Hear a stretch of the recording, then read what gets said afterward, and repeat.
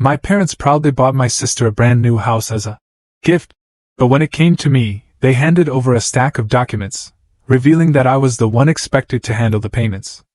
After years of being treated unfairly, we've finally decided to stop playing along with their favoritism, even if it means cutting ties for good. Can you believe your own parents would commit fraud in your name, then sue you for $500,000 when you said no? This isn't just a story about money, it's about the gut-wrenching moment you realize your family views you as nothing more than a bank account, and the fight to reclaim your life from their twisted definition of love. Hi, I'm Amber Wilson, 32 years old, and I'm a financial analyst living in Boston. For years, I poured my heart and soul into building a life for myself, something modest, but it was mine, comfortable, and hard-earned. So, imagine the sheer confusion when thick mortgage documents for a house I'd never even seen, let alone bought, arrived in my mail. My name was on it. My confusion quickly turned to a cold dread. And then came the bombshell, casually dropped by my parents. We've decided you should be the one to pay for your sister's mortgage. I stood there, utterly speechless. When I finally found my voice and refused, they didn't just back down. Oh no. They actually sued me. For $480,000. It spiraled into a nightmare that ripped my family apart and dragged us into court. To truly understand how things got so catastrophically messed up between me and my family, you need a little backstory on the Wilson family dynamics. I grew up in a middle-class town in Connecticut, with my parents, Eleanor and Richard Wilson, and my younger sister, Heather, who's 4 years younger than me.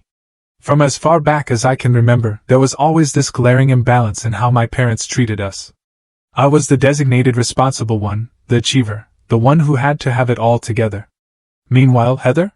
She was coddled, protected, and honestly, completely spoiled.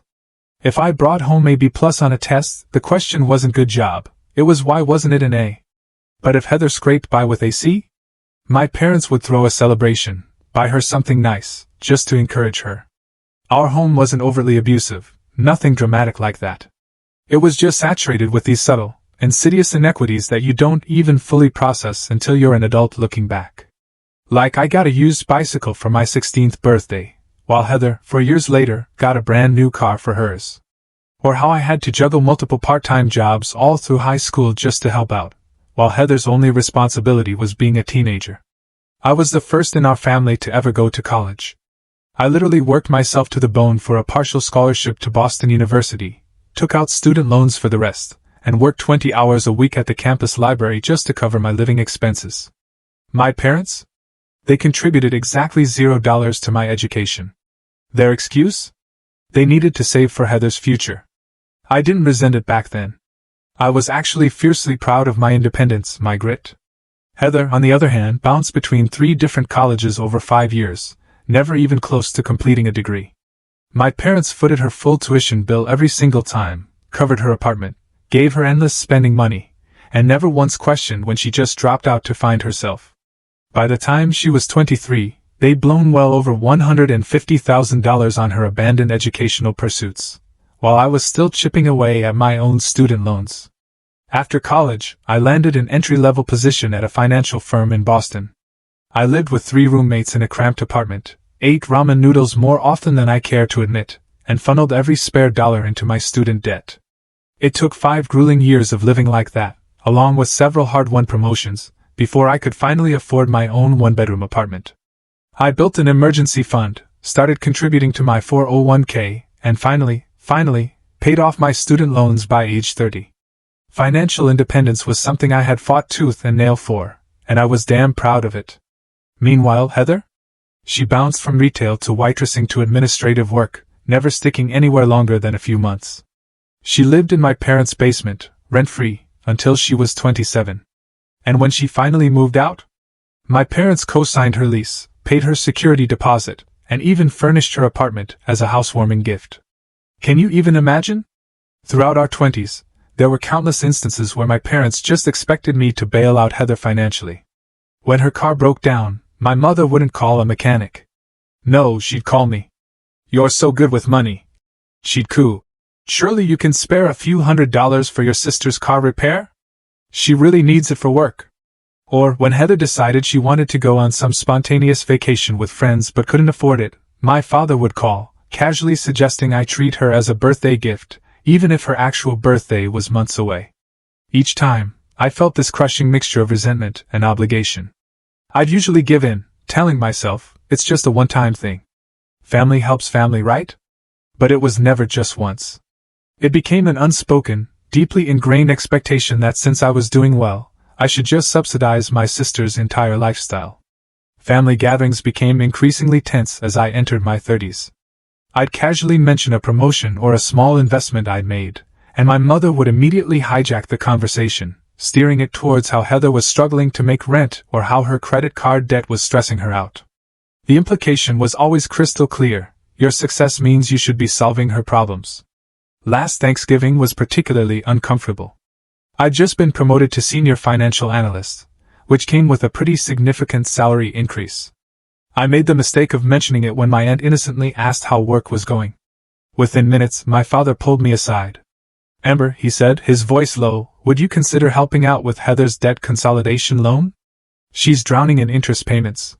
With your new position, it would barely make a dent in your finances." I deflected, mumbled something like, "I need to look at my budget."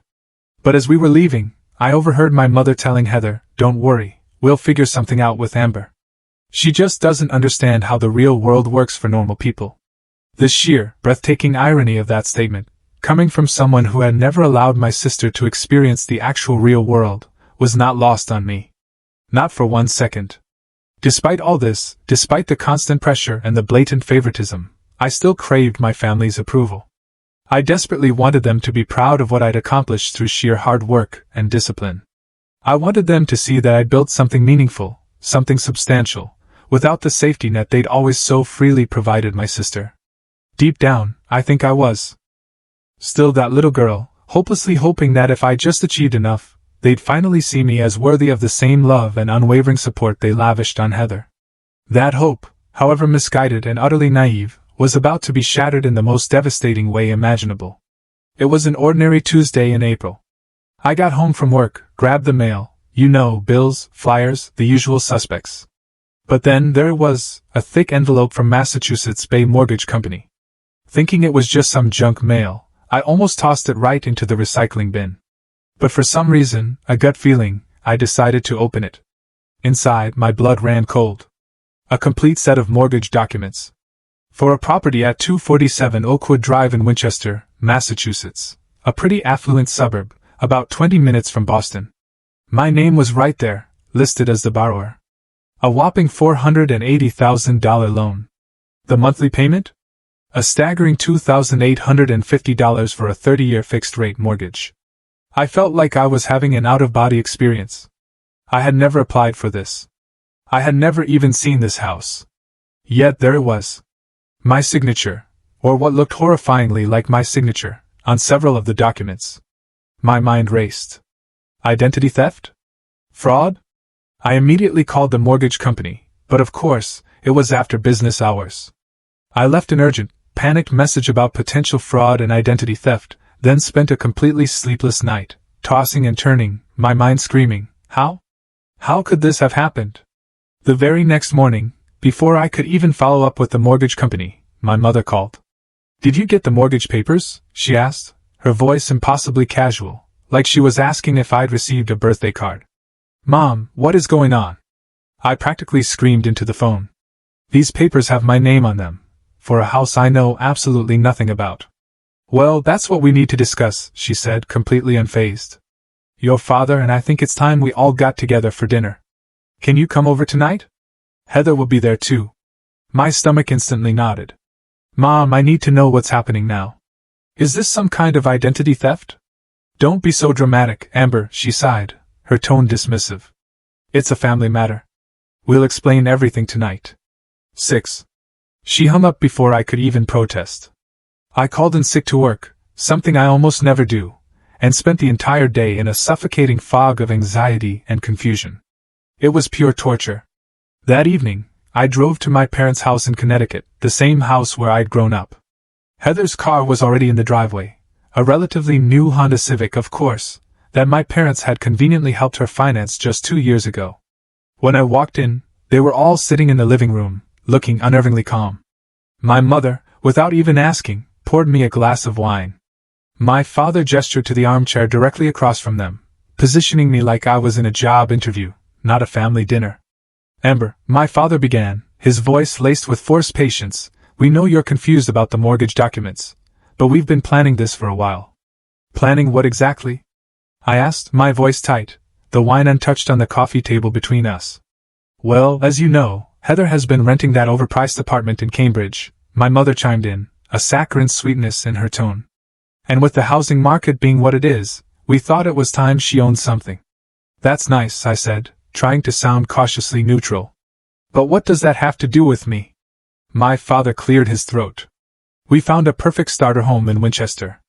Good neighborhood, good schools for when she eventually has children, convenient location.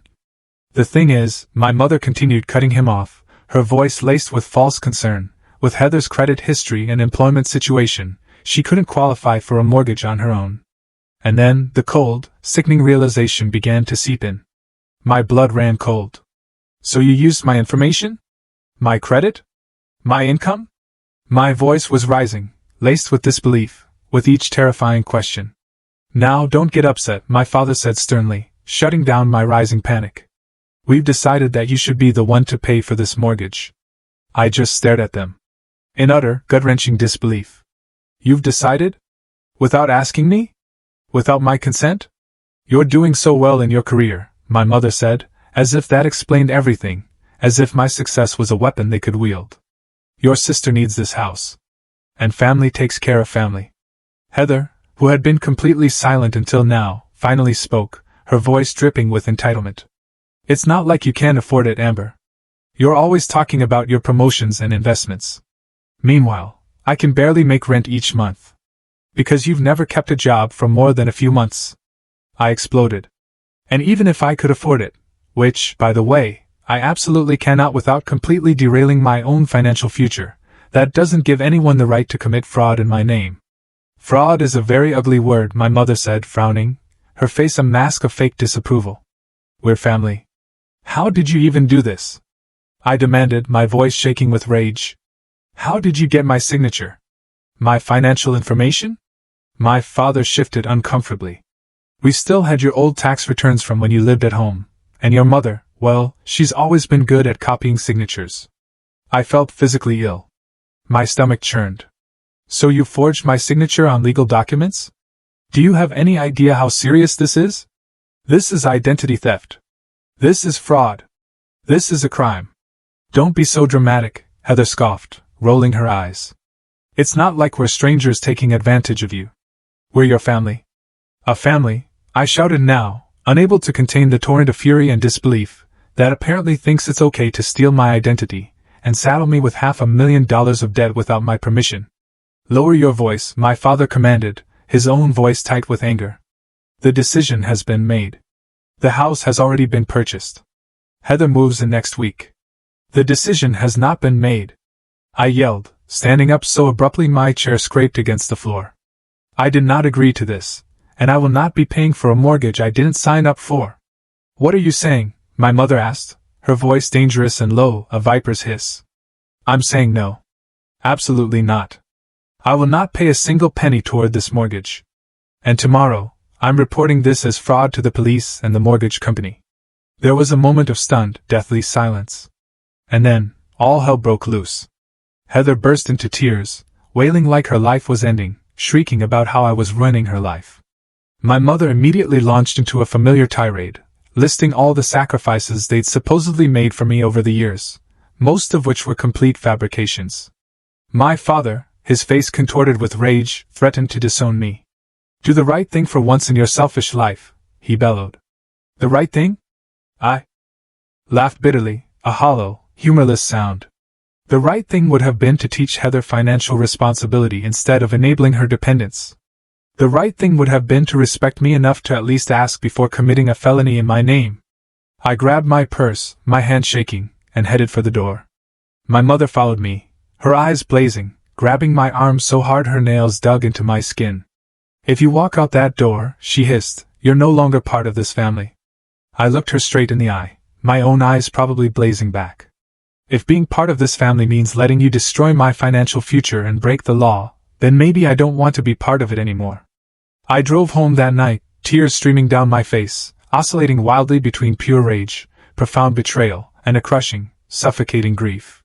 The family I'd spent my entire life trying so desperately to please had just revealed the true, ugly extent of their disregard for me. I wasn't a daughter to them. I was an ATM. With an inconveniently independent mind. The morning after that disastrous family dinner, I called my friend Jessica. She works as a paralegal at a firm specializing in financial crimes, and I needed help. My voice was still shaking with anger and disbelief as I explained the entire twisted situation. "Amber, this is serious," Jessica said after listening patiently. "What your parents did is identity theft and mortgage fraud. These are federal crimes, with serious penalties." "I know," I said, feeling sick to my stomach. "But they're my parents. And it would destroy my sister if they went to jail." "Look," Jessica replied, her voice firm, "I'm not saying you need to press criminal charges right away. But you absolutely need to protect yourself legally and financially. This mortgage is in your name. If payments aren't made, it's your credit score that will tank. Your future that will be affected." Jessica connected me with Rachel Goldstein, an attorney at her firm who incredibly agreed to see me pro bono for an initial consultation. Rachel didn't mince words. "We need to document everything," she said. "Then, we need to formally notify the mortgage company, the property records office, and potentially the police, that this mortgage was obtained fraudulently, without your consent." "Will my parents go to jail?" I asked, still so conflicted despite their profound betrayal. "That depends on whether you choose to press criminal charges," Rachel explained. "But regardless, you need to legally separate yourself from this mortgage before any payments are due." Over the next week, I became a detective. I gathered every piece of evidence I could find, the forged documents, emails and text messages from my parents that, chillingly, basically admitted what they'd done, and a meticulous timeline of events. Rachel helped me draft a formal, icy letter to my parents, sent by certified mail, stating unequivocally that I would not accept responsibility for the mortgage, that I was fully aware of the fraud committed in my name, and that I would be taking all necessary legal steps to protect myself. 3 days after they would have received my letter, my father called. I let it go to voicemail. "Amber, this childish tantrum has gone on long enough," his voice boomed from my phone speaker, full of self-righteous fury. "Your mother is beside herself, and Heather has been crying for days. You need to grow up and accept your family responsibilities. Call us immediately so we can sort this out like adults." I didn't call back. Instead, I followed Rachel's advice and sent formal notifications to the mortgage company and the county property records office, along with a sworn affidavit stating that my signature had been forged. That's when things really escalated. My parents started calling me multiple times a day from different numbers, trying to get around my call blocking. My mother actually showed up at my workplace, creating a dramatic scene in the lobby until security had to escort her out. My father emailed my boss, claiming I was mentally unstable and making false accusations against family members. Thankfully, my boss recognized this for the hot garbage it was and was incredibly supportive of me. Heather, meanwhile, launched what I can only describe as a full-blown smear campaign on social media. She posted tearful, manipulated videos about how her successful sister was trying to make her homeless out of spite. She shared screenshots of text conversations between us, edited to make me look heartless. She even created a GoFundMe titled "Abandoned by My Sister When I Needed Her Most," which somehow raised several $1,000s based on a completely fictionalized, self-serving version of events. The extended family got involved too. Aunts, uncles, and cousins I hadn't spoken to in years suddenly had incredibly strong opinions about my selfish behavior. Some sent me lengthy, guilt-tripping messages about family loyalty. Others just unfriended and blocked me on social media without even hearing my side. It was like I was living in some twisted reality show. Only my maternal grandmother, Ruth, reached out with genuine, heartbreaking concern. "Amber, honey," she whispered on the phone, "there seems to be a lot happening with your parents and sister. I'm not taking sides, but I'm here if you need to talk. I love you." That single, beautiful message of unconditional support made me break down in tears. It was the only lifeline from my family that didn't come wrapped in manipulation. Meanwhile, the mortgage company's fraud department had opened an investigation, but they warned me it could take months to resolve. And until it was resolved, that terrifying mortgage remained technically in my name, a fact that was already completely tanking my credit score and making it impossible to make any other major financial decisions. The stress began affecting every aspect of my life. I had trouble sleeping, often waking up from nightmares about being homeless or in prison for debts I didn't incur. My performance at work slipped, prompting a concerned check-in from my manager. I stopped going to my weekly yoga class, stopped seeing friends, stopped doing much of anything beyond going to work and coming home to stare anxiously at my email for updates from Rachel or the mortgage company. I was a shell of myself. Then came the ultimatum. My father left a voicemail that chilled me to the bone. "Amber, this is your final warning," his voice thundered. "Your mother and I have consulted with our attorney. If you don't withdraw your fraud claims and take responsibility for your sister's mortgage by the end of this week, we will be filing a lawsuit against you for the full value of the house. You might think you're clever with your fancy Boston lawyer, but we have decades of evidence of verbal agreements and family commitments that any judge will recognize. Don't test us on this." I immediately forwarded that chilling voicemail to Rachel, who called me within minutes. "They're bluffing," she assured me, her voice calm and steady. "There's no such thing as enforceable verbal agreements about taking on someone else's $500,000 mortgage. And family commitments aren't legally binding contracts. So I should ignore the threat?" I asked, desperately hoping for a simple answer. Rachel paused. "Not exactly. Frivolous or not, if they do file a lawsuit, you'll need to respond. And defending yourself, even against baseless claims, can be incredibly expensive and stressful. What should I do?" "Continue documenting everything. Don't engage directly with them. And Amber," she added, her voice softening, "you might want to consider filing for a restraining order, given the escalating harassment." A restraining order? Against my own parents. The suggestion was so surreal that I actually laughed despite myself. But the laughter quickly turned to bitter, heartbroken tears as the full, horrifying weight of the situation crashed down on me again.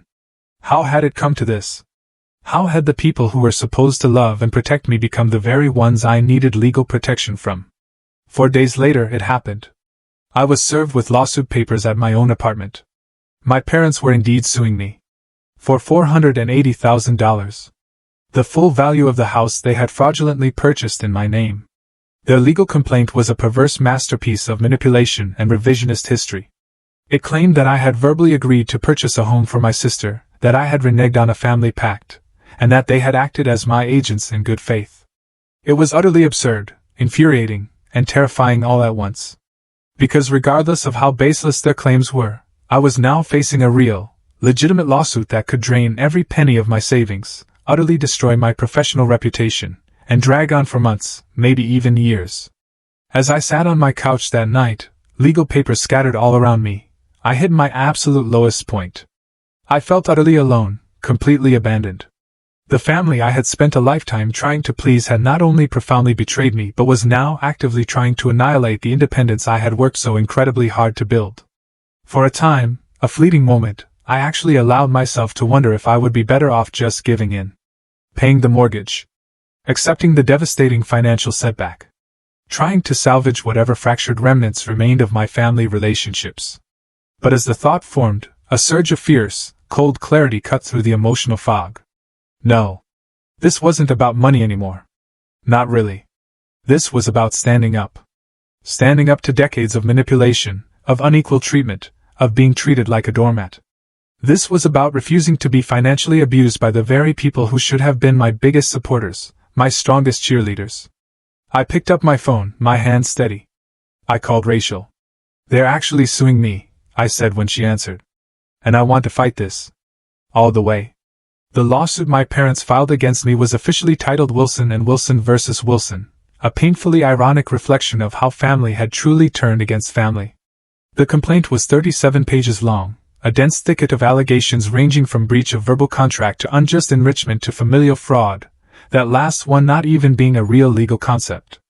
Rachel reviewed it, and confirmed what she had suspected. It was a legally flimsy case, designed primarily to intimidate me into compliance. But flimsy or not, I still needed to respond formally within 21 days, or risk a default judgment against me. "I can help with the initial response," Rachel offered, "but for a case this complex, you really need a litigation attorney who specializes in family financial disputes." The problem, of course, was that litigation attorneys are expensive. Prohibitively so, for someone with a decent but not extravagant salary like mine. Rachel provided me with several referrals, and after consultations with 3 different lawyers, I settled on Marcus Bennett. He had a strong track record in cases involving family financial exploitation. His retainer? A gut-punching $10,000. It represented almost every single dollar of my emergency fund, money I had painstakingly saved over years of careful budgeting.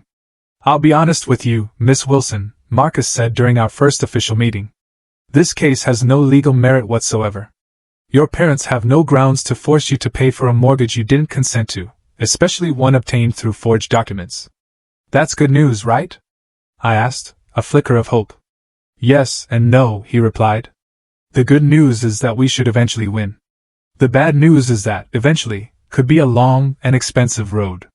Your parents' strategy appears to be to drain you financially and emotionally until you give up and settle."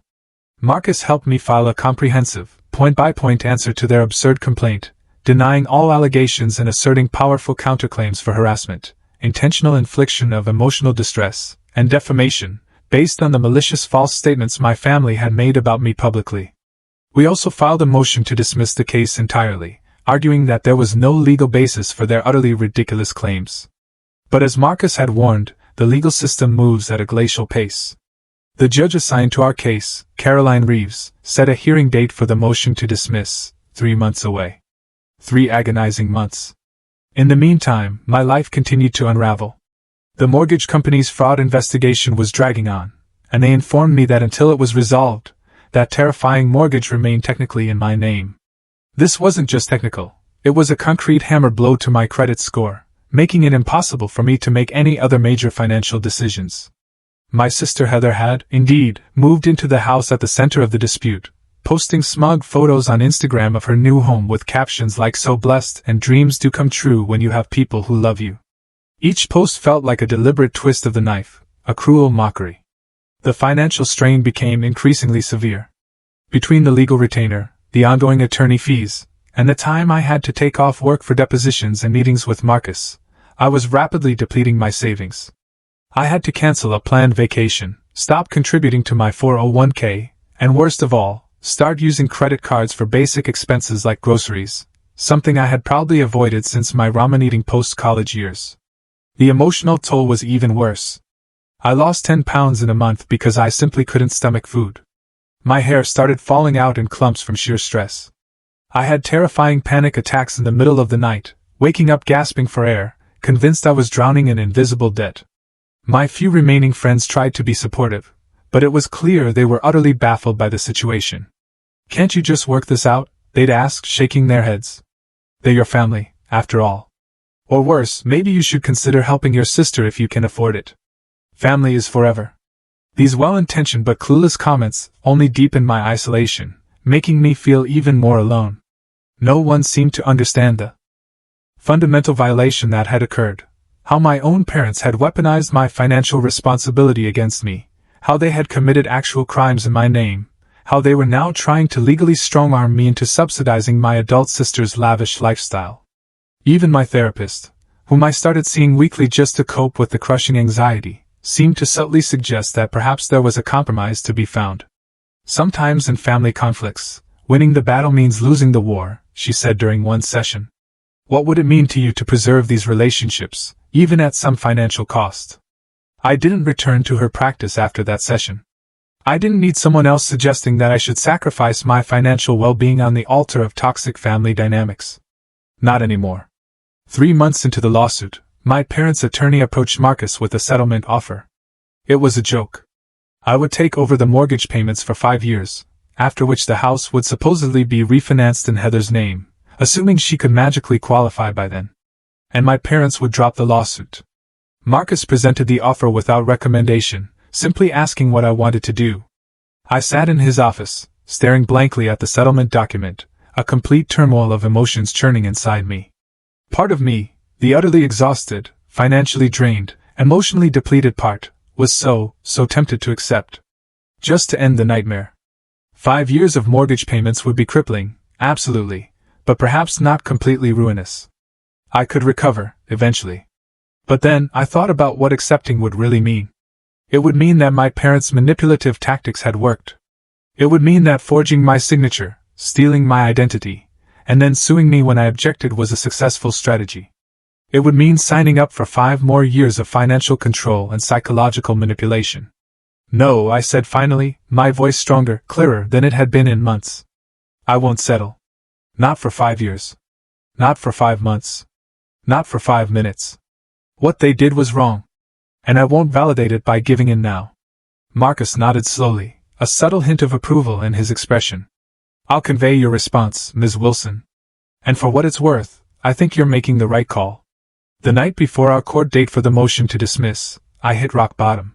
Sitting alone in my apartment, surrounded by stacks of legal documents, unpaid bills, and the cold remnants of a dinner I couldn't even finish, I broke down completely. I sobbed until I could barely breathe, great, heaving cries that seemed to come from the deepest, most primal part of me. I cried for the little girl who had always tried so hard to earn her parents' approval. I cried for the young woman who had put herself through college without a single shred of support. I cried for the adult who had painstakingly built a life of financial responsibility, only to have it brutally threatened by the very people who should have been proudest of her achievements. And as the tears finally subsided, I felt something shift deep within me. The grief was still there, heavy and raw, but alongside it was a steely, unyielding resolve. I would not be broken by this. I would not let them win. Whatever happened in court tomorrow, I would face it with the same quiet determination that had carried me through every other challenge in my life. I picked up my phone, my fingers steady, and texted Marcus, I'm ready for tomorrow. Whatever it takes. His response came quickly, get some rest. I'll see you at the courthouse at 8:30 a.m. And Amber, you're stronger than you know. For the first time in months, I slept through the night without nightmares. A true miracle. The county courthouse was an imposing, cold stone building that seemed designed specifically to intimidate. I arrived at 8:15 a.m., 15 minutes earlier than planned, wearing my most professional navy blue suit and sensible, low heels. Marcus met me on the courthouse steps, briefcase in hand, a reassuring confidence in his stride. Remember, he said as we walked through the bustling security checkpoint, Judge Reeves has a reputation for being thorough and fair, but she doesn't tolerate emotional appeals in place of legal arguments. Let me do the talking unless she directly addresses you. We were directed to courtroom 4B, where several other cases were scheduled before ours. My heart hammered. And then I spotted them. My parents and Heather, sitting on the opposite side of the gallery. All 3 dressed in conservative, almost theatrical outfits that screamed respectable, wronged family. My mother clutched a handkerchief, as if already prepared to dab at perfectly timed, theatrical tears. My father sat rigidly upright, jaw clenched, wearing that familiar expression I'd known since childhood, the one that meant he expected complete, unquestioning compliance. Heather kept her eyes down, but I caught her shooting me a quick, venomous glance when she thought I wasn't looking. Their attorney, Lawrence Peterson, was a silver-haired man in an impossibly expensive suit who exuded smug confidence. He nodded curtly in Marcus's direction but didn't even acknowledge my existence. At precisely 9 a.m., the bailiff called the court to order, and Judge Caroline Reeves entered. She was a black woman in her late 50s, with close-cropped gray hair and intelligent eyes behind stylish glasses. She moved through the preliminary cases efficiently, but not rushingly, giving each matter her full, unwavering attention before moving to the next. At 10:45 a.m., the bailiff finally called Wilson and Wilson versus Wilson. My stomach clenched, a cold knot of dread. Marcus and I approached the plaintiff's table, while my parents and their attorney, Peterson, took their places at the defense table. We're here on the defendant's motion to dismiss, Judge Reeves stated, looking down at the file before her. I've reviewed the complaint, the answer, and all supporting documents. Attorney Bennett, as the moving party you may begin. Marcus stood, buttoned his jacket with a deliberate movement. Thank you, Your Honor. This case should be dismissed with prejudice because it fails to state any valid legal claim upon which relief can be granted. The plaintiffs, Mr. and Mrs. Wilson, are attempting to enforce a non-existent verbal agreement that their daughter, my client, Amber Wilson, would pay for a mortgage for a house purchased for their other daughter, Heather Wilson. He proceeded to methodically, calmly, dismantle each and every ridiculous claim in my parents' lawsuit. He pointed out, unequivocally, that no evidence existed of any agreement, that verbal contracts for real estate transactions were unenforceable under the statute of frauds, and most damningly, that my parents had admitted in writing to forging my signature on mortgage documents, a federal crime. Furthermore, Your Honor, Marcus continued, his voice firm and clear, "we have filed a counterclaim for the severe emotional distress caused by this incessant harassment campaign, as well as for the profound damage to Miss Wilson's credit score and financial standing resulting from the fraudulent mortgage." Judge Reeves listened attentively, her face unreadable, occasionally making careful notes. When Marcus finished, Judge Reeves turned to Attorney Peterson, counsel for the plaintiffs. "Your response?" Peterson rose with a dramatic flourish, puffing up his chest. "Your Honor," he began, his voice oozing sincerity, "this case is fundamentally about family obligations and implied contracts that exist within the unique, sacred context of family relationships. The Wilsons," he continued, gesturing grandly towards my parents, "raised their daughter, provided for her education, and supported her career aspirations. In return, there was an understanding that when her sister needed assistance, Amber would provide it. I had to bite my tongue so hard I thought it would bleed to keep from yelling out the truth, that my parents had contributed nothing to my education, and that any understanding existed solely in their own delusional imaginations. Marcus had warned me to maintain a neutral expression, no matter what lies were spun, but it took every ounce of self-control I possessed." Peterson continued, his voice taking on a sickly sweet, dramatic quality. "The Wilsons acted as agents for their daughter in securing this mortgage, believing in good faith that she had agreed to help her sister achieve the American dream of home ownership. Only after the purchase was complete did Miss Wilson renege on this family commitment, leaving her parents with no choice but to seek legal remedy." Judge Reeves's expression remained neutral, but her next question, delivered with quiet precision, suggested deep skepticism. "Counselor, are you arguing that parents have an inherent legal right to forge their adult child's signature on mortgage documents based on a presumed family commitment?" Peterson faltered slightly, his smug facade cracking. Not in those exact terms, Your Honor, but within the context of this specific family dynamic." "Let's be very clear," Judge Reeves interrupted, her voice gaining an edge of steel. "The complaint itself acknowledges that Miss Wilson's signature was applied to these documents without her physical presence. Are the plaintiffs disputing that this occurred?" "They're not disputing the signature issue, Your Honor," Peterson admitted, visibly sweating, "but they maintain that they had implied authority to act on her behalf, based on previous family financial arrangements." Judge Reeves raised an eyebrow, a tiny, almost imperceptible gesture that spoke volumes. "I'd like to hear directly from the plaintiffs on this point. Mr. Wilson, please approach." My father stood and walked to the witness stand, where he was sworn in. His testimony was a masterclass in revisionist history and blatant emotional manipulation. "Your Honor, we've always been a close family that helps each other," he began, his voice warm and paternal, dripping with feigned sincerity. "When Amber was succeeding in her career, we were so proud. We naturally assumed, based on our family values, that she would want to help her sister, who hasn't been as fortunate." "Did you specifically ask Miss Wilson if she would take on a $480,000 mortgage for her sister before you completed these documents?" Judge Reeves asked, her voice calm but penetrating. "Well, not in those exact words," my father hedged, his gaze darting nervously. "But we've had many conversations over the years about Heather's housing situation and Amber's responsibility, as the successful sibling, to help out. So that's a no," Judge Reeves stated flatly, cutting through his evasiveness. "You did not explicitly ask, and she did not explicitly agree." "It was understood," my father insisted, his voice rising in frustration. "Mr. Wilson, understanding that you are under oath," Judge Reeves continued, her voice hardening, laced with quiet authority, "did you or did you not forge your daughter's signature on these mortgage documents?" My father shifted uncomfortably, clearing his throat. "I wouldn't use the word forge, Your Honor. My wife signed on Amber's behalf because we genuinely believed she would want to help her sister." Judge Reeves's expression hardened further, her eyes piercing him. "Mr. Wilson, signing someone else's name without their express permission is the definition of forgery. It doesn't matter if that person is your daughter or a complete stranger." My mother was called next and delivered a truly Oscar-worthy, tearful performance about how I had abandoned my family responsibilities, and how they had only acted out of desperate concern for Heather's well-being.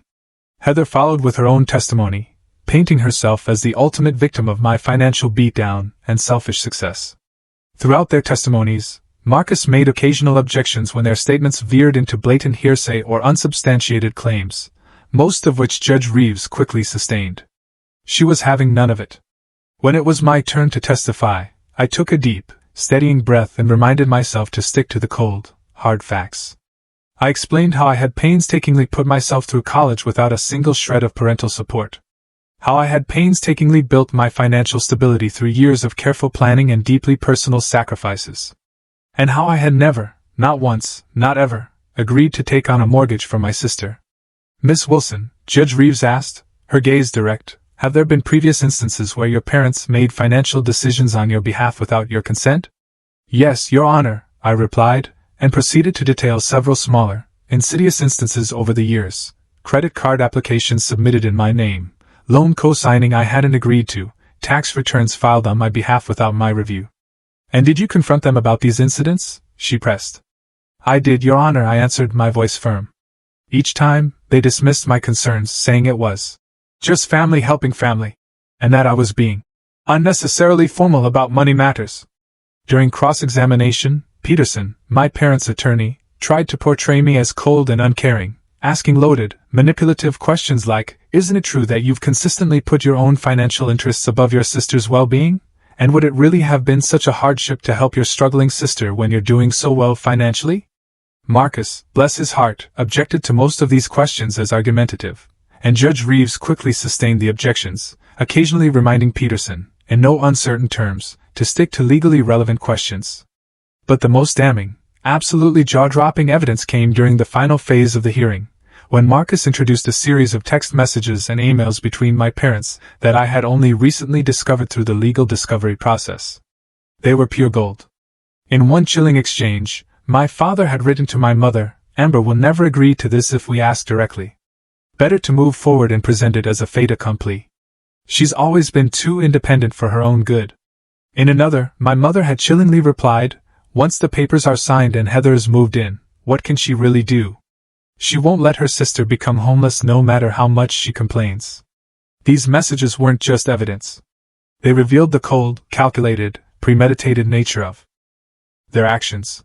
They completely obliterated their testimony about implied authority and family understanding. As the hearing concluded, Judge Reeves looked at all parties over the rim of her stylish glasses. I'll take this matter under advisement and issue my ruling within 10 days, she stated, her voice clear and authoritative. But I want to be very clear about something. Family relationships, no matter how close, do not override basic legal principles about consent, contracts, and identity theft. Court is adjourned. As we gathered our papers, I caught my mother's eye across the courtroom.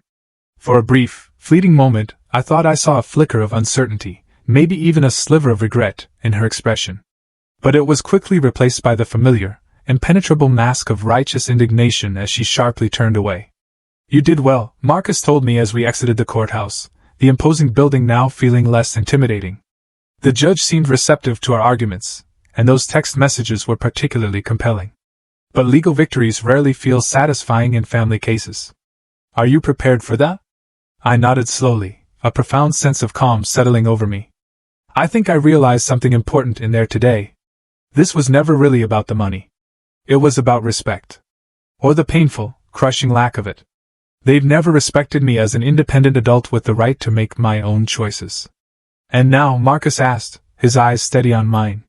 Now, I said, meeting his gaze, I need to respect myself enough to hold that boundary. Whatever the judge decides. As we parted ways on the courthouse steps, I felt an unexpected sense of peace.